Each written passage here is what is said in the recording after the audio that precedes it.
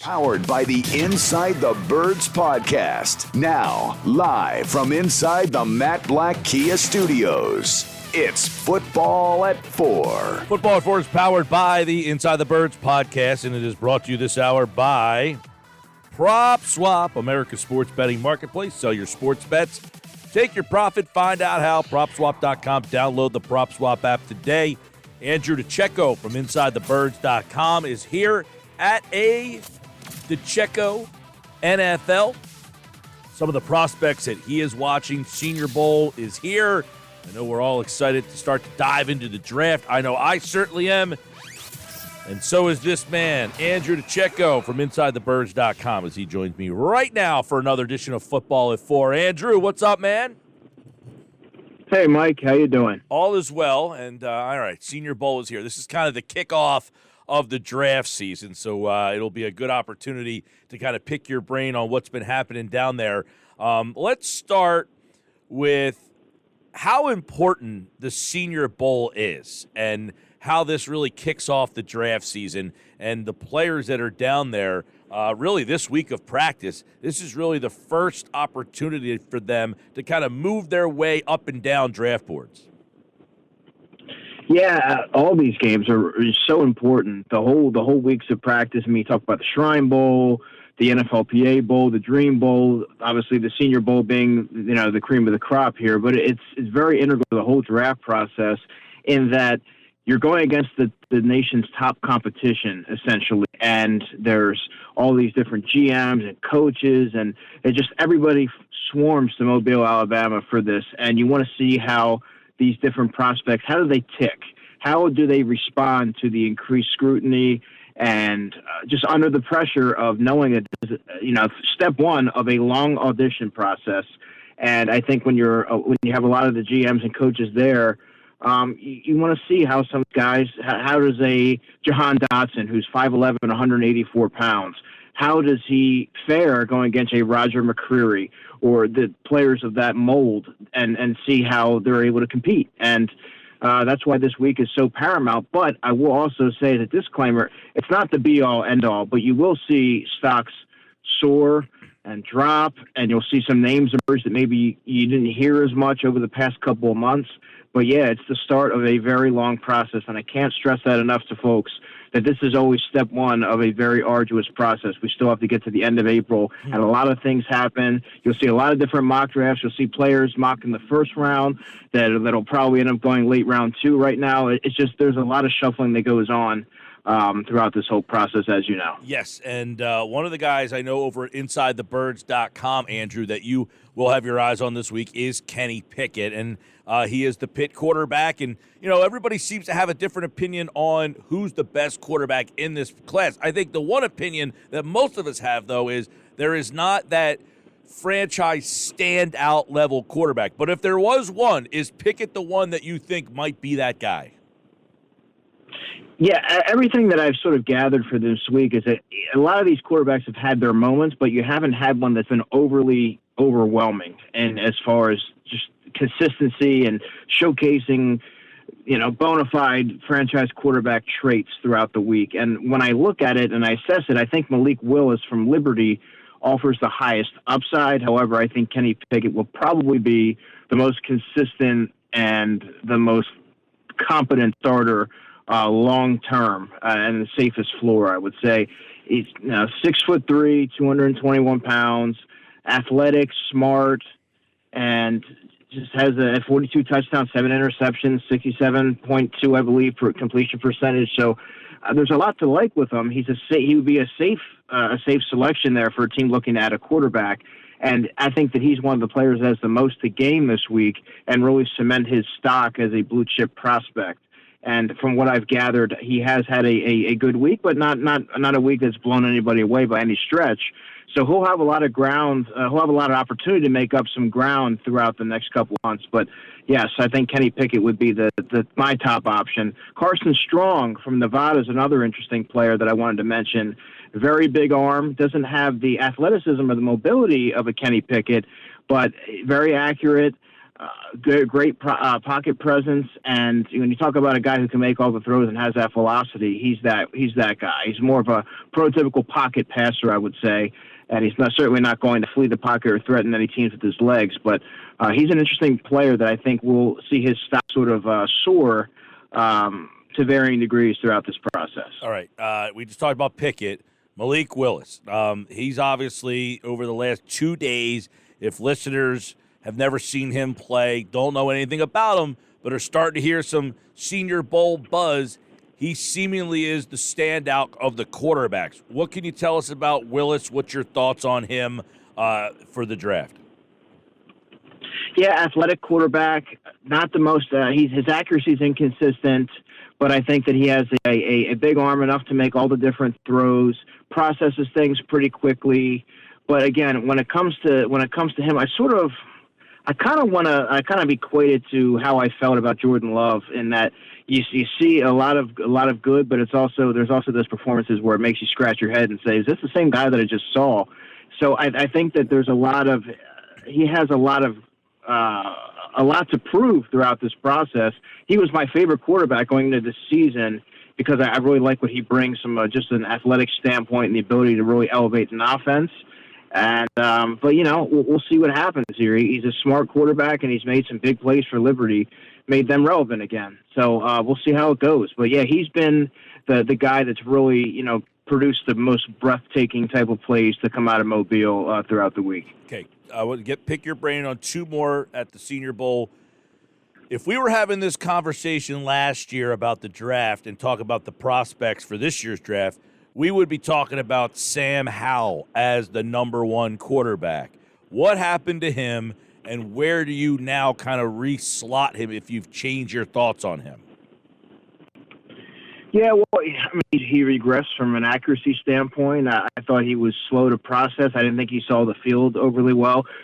These are certain instances where you start to wonder, is this player, is he pressing? Is this particular prospect pressing because there's an immense amount of pressure on him? He knows that he was at one point the top quarterback. And when you sort of face that pressure, not everybody's built for that, Mike. And sometimes some of their deficiencies start to surface. And you saw a big regression in Sam Howell this season. And just from a mechanical standpoint, I would say, and now I would probably say he went from being, the top quarterback, clear and above, his peers, to now, I don't know, maybe a second round prospect right now with room to improve, because like I said, it's only February right now, so there's a lot of room to move up and down the draft board. Yeah, as you said, like, he was probably the number one quarterback, maybe the number one selection in the early stages of this. You wonder if he's the kind of guy that gets picked, in the late second or early third and, shows his true potential. I mean, is he one of those guys that, hey, if he's on the board in round 2 or 3, I got to take him? Yeah, obviously the talent level is there, and you have to wonder. And he's going to get drilled with a lot of these questions and in these interviews, and poked and prodded throughout the combine and everything. The combine is going to be another telltale. How does he fare on the throwing, the on-field portion of those drills? And he's gonna get asked about what factored into the inconsistencies, where what was the driving force behind that, and right. He's gonna have to answer to it, and teams are not going to shy away from that. But I do think that the talent level is there. So I think if you get him into the right system, in the right coaching staff, and you surround him with the proper talent, he will be one of those quarterbacks that really acclimates quite well to the pro level in time. He does have the ability. Andrew DiCecco, Football at 4, quarterbacks at the Senior Bowl. Two other interesting guys that if you were a college football fan, you've probably seen or have at least heard of. Desmond Ritter, Cincinnati, played in the national Final Four there, was the Cincinnati quarterback the last couple of years. And Bailey Zappi, who was at Houston Baptist and then transferred to Western Kentucky, and all he did everywhere was put up massive, massive numbers. Two very interesting names this week. Yeah, those are two guys as well. And when you look at the quarterback class as a whole, you wonder where do these guys really fit in, because they have their guys that are really high on them, and you're betting on upside in regards, and then you're also you also have a lot of questions as far as whether they can be a viable starting option, or are they just going to be a high-end backup. And I think those two guys in particular, have perhaps you can argue that they have some of the most to gain out of this week. And if I'm looking at it right now, I hate to slot guys into draft positioning right now. It's February 3rd, but I like what they bring from a skill set standpoint and athletic. They both have individual traits that I really like. However, they're further down the list as far as, compared to the other guys that we mentioned, and Malik Willis and Kenny Pickett and Sam Howell.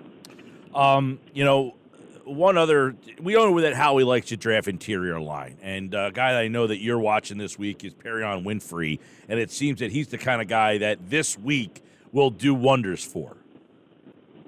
Yeah, and it already is. I mean, he's really stood out from everything that I've read and the information that I've gathered. Just very quick twitch interior guy. He's sub 300 pounds, strong guy, good pass rusher, great, explosive burst off the ball.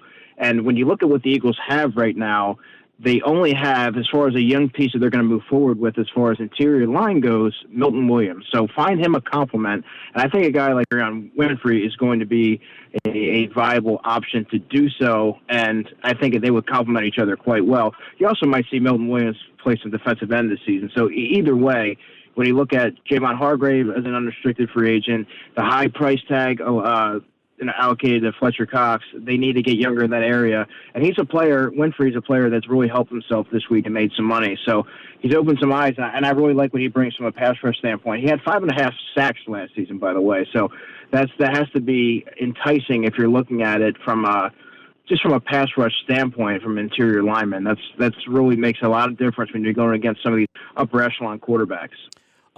Edge rushers, I think if you look at the best position in this draft, would you say is edge rusher? Is this the deepest spot in the draft?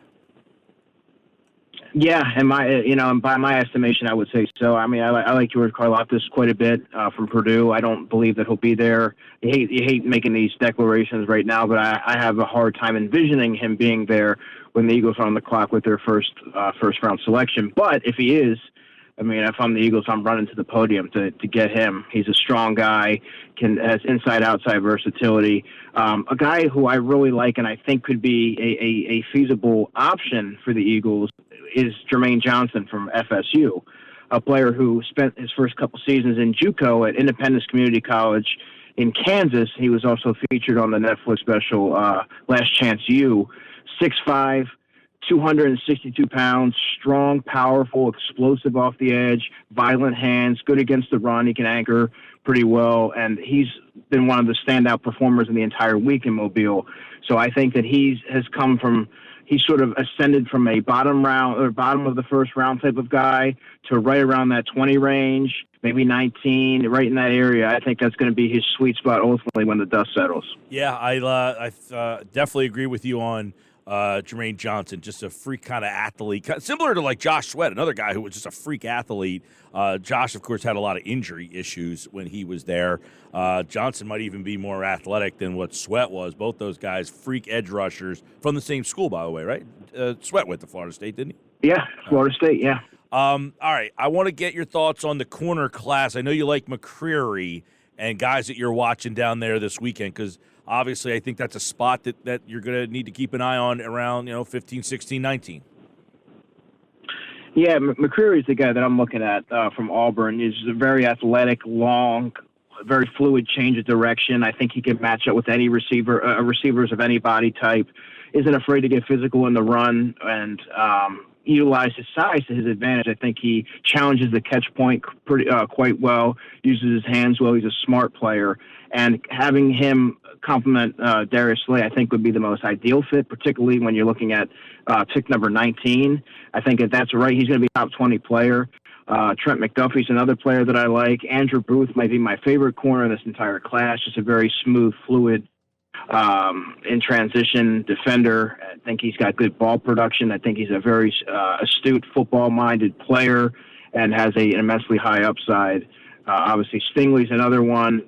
There's just that first round is going to be rich with cornerback production. But I think for where the Eagles are picking, I have Roger Mccreary. Obviously, if you saw my mock draft, I had him being their third of the first round picks, going to sort of fortifying that cornerback position instead of having to rely on Steven Nelson or just a free agent. A guy who's sort of bounced around a little bit. I think they need to really add a building block there, and they're going to have an excellent opportunity to do so in the first round. All right, Andrew DiCecco, Football 4. He's got a list of players over at InsideTheBirds.com that he is kind of keeping his eye on at the Senior Bowl this weekend. We've talked about the quarterbacks and mostly defense. If there was one wide receiver in that 15, 16, 19 range, because I think it's evident they do still need a wideout. Now, I don't know that they would take a third first-round wideout, but if they did and had interest in one, is there one that you like in that range? I don't know that I would even take a wide receiver there. Right. Well, I don't think they should. I think they should do wide receiver in free agency. All right, they need to get. There's receivers I like Traylon Burks. I like Drake London a little bit from USC. Olave is a fantastic route runner, who might be my favorite in this class right now. But I mean, it's kind of hard to justify taking a receiver and swinging the bat again while you let other areas of your team sort of waste away. I want to be clear. I agree with you, Andrew. I just keep seeing a lot of these mock drafts, and again, they're not the gospel, but I keep thinking to myself, man, like, you just said Olave. I've seen him gone in that to Philadelphia. Drake London, I've seen him go to. I'm thinking, would they really take another wideout for the third year in a row in the draft in the first round? I wouldn't, read too much into mock drafts. I mean, it's right. they're not GMs or anything like that. I think that they're just.